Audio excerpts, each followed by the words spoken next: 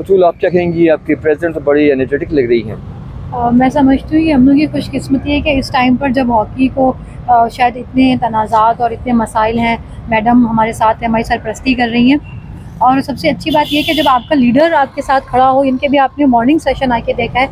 अब तो वो बात भी नहीं है कि गवर्नमेंट, आपने देखा है गवर्नमेंट और प्राइवेट दोनों ही माशाल्लाह से हॉकी खेल रहे हैं। और मैडम अस्मा अली शाह हमारे साथ होती हैं, रिफ़्रेशमेंट होता है, फ़र्स्ट एड होता है, किसी भी तरह की कोई भी हमें प्रॉब्लम होती है, किट का होता है। जैसे अभी डॉक्टर इमरान अली शाह ने हम लोग को hockey sticks and ball sponsor की थी, जो हमारा कैंप लगा हुआ है इवनिंग में।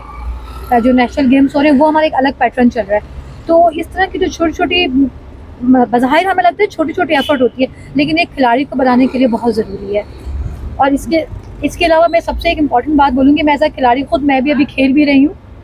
हमने इस ग्राउंड को ना अपने सामने बनते हुए देखा है। जब मैं आई हॉकी में देखा, मैंने सर हनीफ खान को देखा, तो वो जिस तरह से हम लोगों को उन्होंने मेहनत करी, वो मैं समझती हूँ वो वाहिद ओलंपियन है जो ग्राउंड में 100% रेगुलर होते हैं। इसी तरह हमने सर हैदर हुसैन को देखा है। ये हमारे पास जगह नहीं होती थी, हमने बहुत ही बुरे हालात में हॉकी शुरू की है।